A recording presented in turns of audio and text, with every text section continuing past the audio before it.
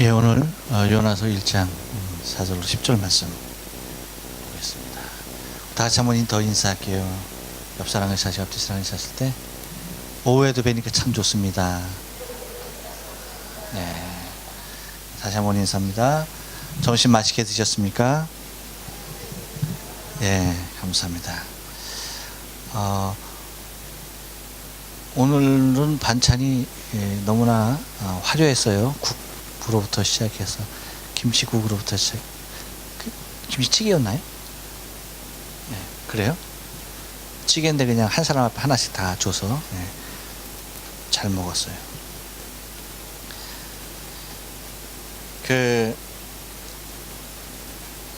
뭐 옛날이라고 표현해야 되겠네요. 1980년대니까 1980년대면 지금으로부터 한 벌써 30년 이상 된 거네요. 그렇죠? 네. 그 당시 한국에 코미디언 중에 황기순 씨라고 있습니다. 혹시 기억하시는 분들 계세요? 네. 모르지? 네, 모를 거예요. 그 황기순 씨라고 있는데 그분이 그 히트했던 멘트가 있습니다. 그건 뭐냐면 척보면 M입니다. 예, 그래요. 척보면 안다는 거예요. 척보면 안다. 척보면 안다를 갖다 이제 M입니다. 척보면 압니다. 그 얘기였어요.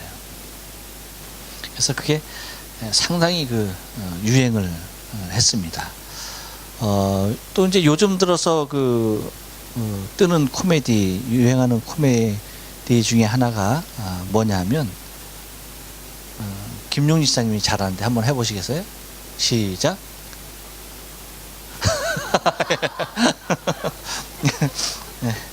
딱 보면 몰라? 딱 보면 모르냐고. 이게 또 이제 유행입니다. 그래서 딱 보면 안다는 거예요. 딱 보면 알아야 된다는 거예요. 딱 보면 모르면은 이건 역적이야. 그러니까 딱 보면 모든 걸 다 안다는 겁니다. 그렇죠. 사람이 한 군데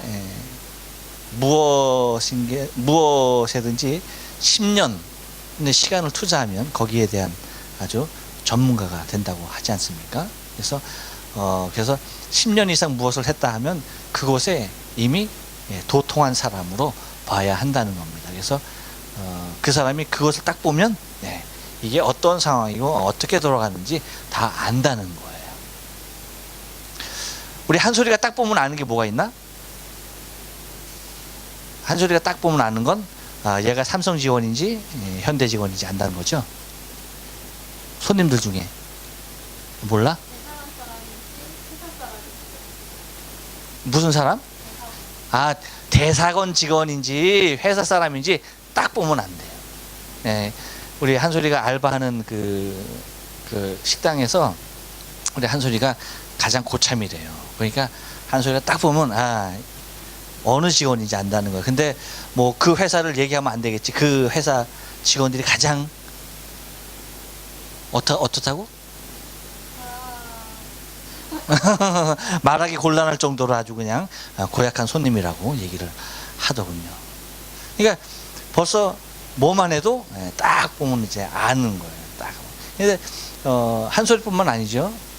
우리 아마 예솔이는 한솔이 건너서 이제 예솔이는 아빠의 표정만 딱 봐도 알지. 아빠가 어떤 기분인지. 몰라? 한솔이는 관심이 전혀 없어요. 아빠한테도 예솔이가 관심이 없어. 나 예솔이가 아빠한테 전하면 난 딱 알아. 야, 이게 예솔이한테 왔구나 하는 걸 딱 알아. 아빠 어디야? 첫 마디가 아빠 어디야? 그치? 예솔이는 첫 마디가 자기가 아빠한테 전화 걸어놓고서 딱 하는 말이 아빠 어디야? 아빠 어디야? 그러니까 엄마가 묻지 아니하는 그 모든 물음을 예솔이가 다 해. 엄마는 평생 가도 아빠 당신 어디에요? 어디 가요? 뭐예요?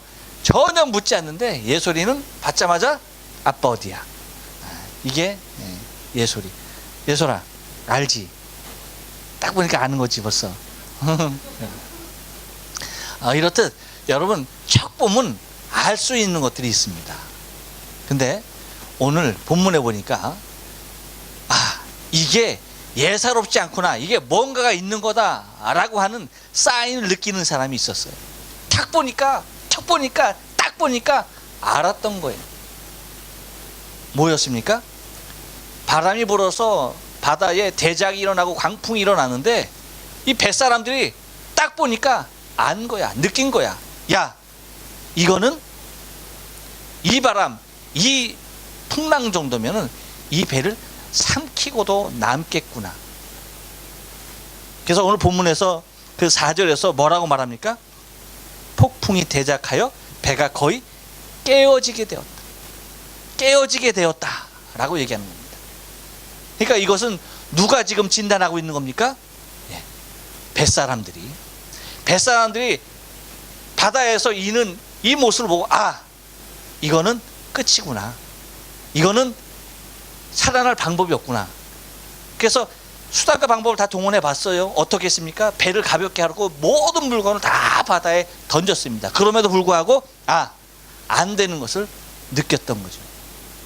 그러니까 바다에서 잔뼈가 굵은 사람이기 때문에, 배 타는 사람들이었기 때문에, 그 지역을 항상 운행하던 사람이었기 때문에 그 지중해 하면은 이 바다가 어떤 바다, 어느 시대쯤에 어디서 어떻게 바람이 부는지 그거 다 알고도 남음이 있는 사람들입니다. 근데 여러분, 지금은 일기예보가 참 발달되었죠. 그러면 그 당시에는 일기예보가 없었을까요? 아닙니다. 있죠. 배가 그 당시에 출항한다라고 하는 것은 가장 안전함을 확인한 후에 수없이 많은 통계를 통해서 이 시점, 이 시기에, 이 시간대는 괜찮다라고 하는 그 시점에 데이터를 가지고 배가 출항을 하게 되는 겁니다. 근데 갑자기 뭐 하는 거예요? 밀어 닥치는 거예요. 이것을 딱 보는 순간 뭐 하는 겁니까? 이거는 예사롭게, 그리고 여기에 그냥 계절에 따라 시간에 따라 부는 바람이 아니다라고 하는 것을 뭐 할 수 있었던 겁니까? 직감했던 겁니다. 딱 알고서 행동하는 모습이 무엇이 있었나요? 그 모습이 다른 것이 아니라 뭐라고 말합니까? 이렇게 얘기하죠. 각각 자기의 신을 불렀다라고 얘기합니다. 여러분, 사람이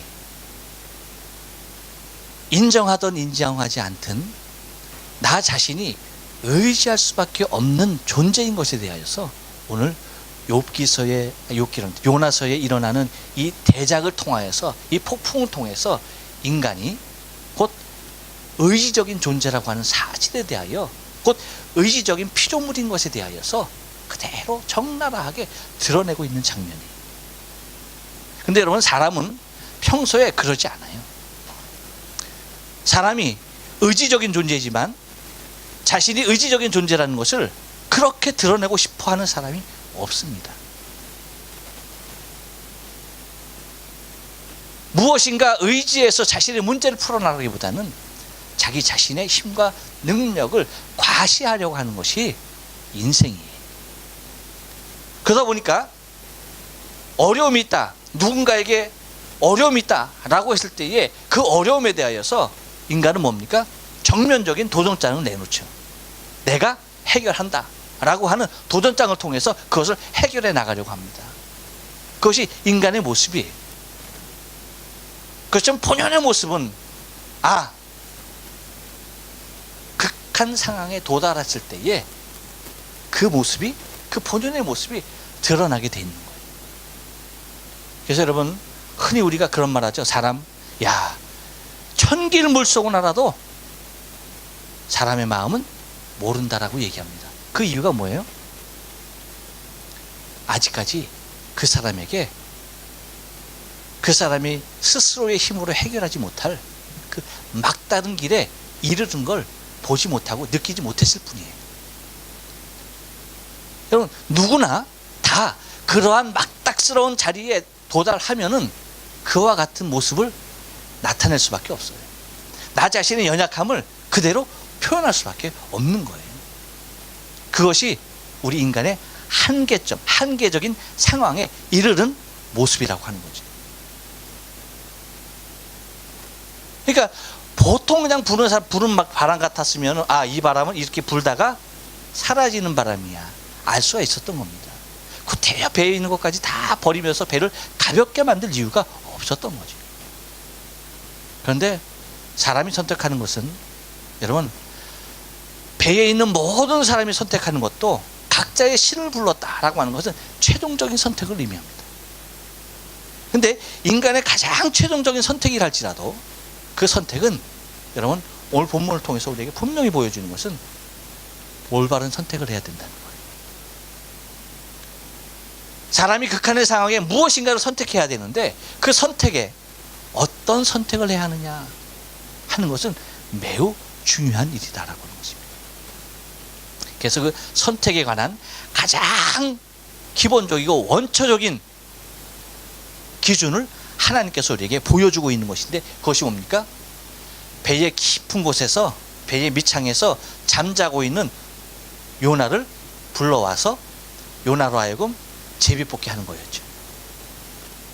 그래서 도대체 이 바람이 무슨 연고냐, 어디서 온 거냐, 누구로 인하여서 이렇게 된 것인지 우리가 알아야 되겠다라고 하는 거였습니다.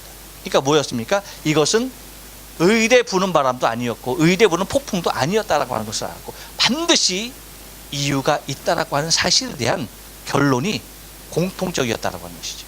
그래서 각자의 신을 불러라 라고 하는데, 자기의 신을 부르지 아니하고 배 밑에서 아주 편안하게 누워 잠자는 분이 있었는데, 그분이 누구다?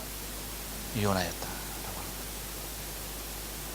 세상이 그렇게 요동하고 있음에도 불구하고 편안하게 잠을 자고 있었다라고 합니다. 여러분, 요나가 이렇게 풍랑이 부는데도 배 밑에서 그렇게 편안하게 잠을 잘 수 있었던 이유가 뭘까요? 이유가 뭘까요? 여러분 잘 모르시죠? 그래서 제가 선택의 기회를 드리겠습니다. 첫째, 피곤해서. 둘째, 주님의 뜻이 아닌 걸 알아서. 셋째, 모르겠다. 넷째, 나는 이미 죽은 목숨이다. 어느 겁니까? 넷째, 여러분, 요나가 하나님의 뜻을 거역하고 갔을 때는 뭐예요? 갔을 때 우리가 지난 시간에 봤죠. 마침 어디로 가는? 다시스로 가는 배를 만났다. 이렇게 형통하게 풀렸을 때에 요나는 뭐예요? 그럼 그렇지 하나님의 뜻은 역시 그런 거야 하면서 뭐 하는 겁니까? 그 어떠한 바람이 불어도 그는 안심하고 잘 수 있었던 이유가 바로 거기 있던 거죠. 그러니까 여러분, 믿어도 잘 믿어야 되는 것이 바로 여기 있는 거예요. 우리가 충분히 잘못 믿고 있음에도 불구하고 그것이 진리라고 생각하고 그 길이 참된 길이라고 생각하는 거예요. 솔직히 많은 이단들이, 여러분, 계시록에서 말하는 숫자 12만 4천, 거기에 자기가 들어있다는 거예요. 거기에 자기가 분명히 들어있다는 겁니다. 여러분, 하나님께서 이 인류에 속한 인구가, 만약에 하나님께서 정말 성경에서 부르신 사람만, 하나님의 마음에 합해서 부르신 사람만 따져도 12만 4천 넘을 거예요. 무슨 얘기인지 아시겠습니까?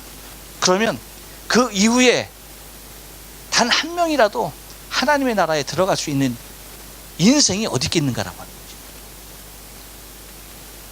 그런데 여러분 보면은 특별히 여러분 여호와 증인 같은 경우에, 그리고 한국에서 이만희교라고 그러죠. 뭐죠? 신천지 보면은 뭐예요? 자신들이 거기에 속해야 된다라고, 또 거기에 들어가기 위해서 뭐 하는 겁니까? 얼마나 열심인지 모르는 거죠. 그들의 열심을 따라갈 수가 없어요. 그런데 뭡니까? 잘못돼도 너무나 잘못된 것임에도 불구하고 거기에 대한 확신을 버리지 못하고 있는 거예요. 여러분, 우리의 신앙도 마찬가지예요. 우리의 신앙도 너무나 스스로가 확실한 경우가 있어요. 그런데 내 확신이 정말 참된 것인지 아버지의 말씀을 비추어서 다시 한번 재조명하지 않으면 안 된다라고 하는 것이죠. 오늘 말씀을 통해서 그래서 하나님께서 바람을 일으켜서 대풍을 일으켜서 배가 쪼개지게 되는 그 마당에 이르러서 요나가 올라와서 이제 제비를 뽑아보자. 도대체 이것이 누구로 인한 것인가 라고 했을 때에 선택된 사람은 누구였습니까? 요나였습니다. 요나가 선택되어지는 것을 바라보게 되었죠. 그래서 요나가 나를 바다에 던지라는 고백으로, 내가 여호와의 낯을 피하고 내가 여호와의 명을 쫓지 않냐고 불순종하였다라고 그렇게 말을 합니다. 그런데 여러분 보세요. 세상 사람들이 하는 말이 있습니다. 뭐라고 얘기하는 거니? 여러분 9절 말씀 보면 이렇게 얘기해요. 무리가 알고 심히 두려워 이르되 내가 어찌하여 이렇게 행하였느냐라고 얘기합니다. 그러니까 오히려 하나님 앞에서 정말로 진정으로 두려워하는 사람, 하나님의 사람이 아니었습니다. 오히려 세상 사람이 하나님께서 일으킨 풍작을 보고, 하나님께서 일으킨 그 대작을 보고, 바람을 보고, 그 풍랑을 보고, 아, 이것은 내가 섬기는 신으로부터 온 것이 아니라 너가 섬기는 하나님 여호와께로부터 왔다라고 하는 그 확신을 하면서 오히려 누구를 두려워합니까? 여호와를 두려워하죠. 물론 여러분 우리 하나님 아버지예요. 그렇죠? 하나님 우리 아버지예요. 그래서 어쩌면 여러분 우리가 하나님 어깨에도 올라타고 상추도 막 자꾸 흔들고 그럴 수 있어요. 그렇죠? 그럴 수 있습니다. 그런데 하나님을 섬긴다라고 하는 것은 반드시 두 가지로 이루어져야 돼요. 하나님 그분을 향해서 기쁨과 감사로 나가야 하고, 그분을 기뻐하고 즐거워하는 모습으로 나가야 하고, 하나는 그분을 두려워하는 모습으로 나가야 돼요. 그래서 진정한 아버지가, 그분이 존경받는 사람이 존경받는 아버지가 되기 위해서는 사랑만 가지고 아이고 그래 내 새끼만으로 됩니까? 되지 않는다는 거죠. 반드시 아버지가 자잘못을 가릴 수 있는 공의의 아버지가 되어야 된다는 것이죠. 공의는 뭐예요? 자신의 선택에 대한 분명한 심판이 있음에 대한 깨달음을 일깨워 주어야지 그 자식이 진리 안에 잘 설 수 있다는 것입니다. 그래서 오늘 이제 본문을 통해서 우리에게 주는 것은 이러한 상황에서도 요나가 그렇게 배 밑에서 그렇게 편안히 살 수 있었던 이유가 뭐냐? 바로 그러한 까닭을 우리가 잊지 말아야 하는 것이고, 또 하나는 여러분 우리에게 주어진 사명이라고 하는 것은 하나님께서 그냥 어쩌다가 한번 우연히 주어진 것이 아니라는 거예요. 한번 내게서 죽어서 내가 거부하면 그것이 나에게서 없어지는 것이 결코 아니라는 거예요. 하나님은 나를 지목했을 때는 나를 통해서 당신이 이루시려고 하는 일들이 반드시 있다는 것을 우리가 알아야 되는 겁니다. 그 일을 이루기 전까지 하나님은 결코 포기하시지 않는다는 거예요. 만약에 여러분 요나가 배에서 나와서 하나님의 명령을 쫓지 않고 또 다른 길로 갔다라고 한다면 하나님께서 요나를 그 다른 길로 가는 것을 인정하셨을까요? 아닙니다. 하나님은 반드시 요나를 어디로 보내셔야 했습니까? 니느웨로 보내야 했어요. 니느웨로 보내야 했습니다. 그가 목숨을 다해 외치건 아니면 건성으로 외치건 그거는 상관이 없어요. 그를 그곳에 보내야 했던 거죠. 여러분 우리가 이 땅에서 살면서 하나님께서 나를 이 땅에 보내신 이유에 대하여서 우리가 좀 더 깊이 묵상할 필요가 있습니다. 사명이 있습니다. 할렐루야. 하나님이 나를 이곳에 보냈을 때는 분명한 사명이 있어요. 그 사명이 나를 살리는 것뿐만 아니라 여러분 내 주위에 있는 생명을 살리는 역사를 바라볼 수가 있다는 겁니다. 각자 모든 사람이 다 자기 신을 부르고 있지만 요나는 하나님을 향하여 침묵하고 있는 그 모습을 바라보게 되죠. 여러분 요나가 부르짖어야 할 때입니다. 요나가 하나님 앞에 기도할 때입니다. 이방 사람이 자기 신들에게 기도하는 그 시간에 요나가 기도해야 할 시간이에요. 나를 바다에 던지라는 것이 문제가 아니라 내가 책임을 지고 바다에 들어가겠다 이것으로 끝나는 것이 아니라 하나님 앞에 그는 자신의 생명을 걸고 기도해야 되는 것이죠. 어쩌면 여러분, 우리가 하나님께서 내게 주신 귀한 은혜를 생각하기보다는 내게 짊어지고 내가 지금 이 시간에 짊어지고 있는 짐을 바라볼 때가 있어요. 그렇지만 여러분, 그 짐을 통하여서 내가 언제까지 힘들어하고 괴로워하고 회피할 수는 없는 거예요. 어떻게 해야 됩니까? 하나님, 내가 주님이 원하시는 그 길을 가겠습니다 하는 내 자신의 굴복이 하나님 편에서 보면 그 니느웨라고 하는 수없이 많은 영혼들을 향한 하나님의 구원의 계획을 이룰 수 있는, 나를 그 모습으로 사용하시는 하나님을 우리가 발견해 내는 것이 우리의 신앙의 삶 가운데서, 우리 인생의 삶 가운데서 매우 중요한 일일 것입니다. 바랍니다. 여러분, 여호와의 낯을 피함으로 우리가 이룰 수 있는 일은 아무것도 없어요. 할렐루야. 여호와의 낯을 피함으로 될 수 있는 것이 아니고, 여호와께서 내게 주신 사명을 따라 살아갈 때에 하나님은 우리에게서 낯을 절대 피하지 아니하실 뿐더러 우리의 길을 지키시고 인도하실 줄로 믿어요. 바라긴 한 주간도 저와 여러분의 신앙의 삶 가운데 여호와의 낯 앞에서, 그렇죠? 여호와의 얼굴 앞에서 10절에서 자기가 여호와의 낯을 피하여 그들에게 고하였으므로 라고 얘기하는 것이 아니라, 내가 여호와의 낯 앞에서, 여호와의 얼굴 앞에서, 여호와 살아계신 하나님 앞에서 내게 주어진 인생의 삶을 아름답게 도전하며 달려갈 수 있는 저와 여러분의 삶 되어지길 주님의 이름으로 축원합니다. 기도하십니다.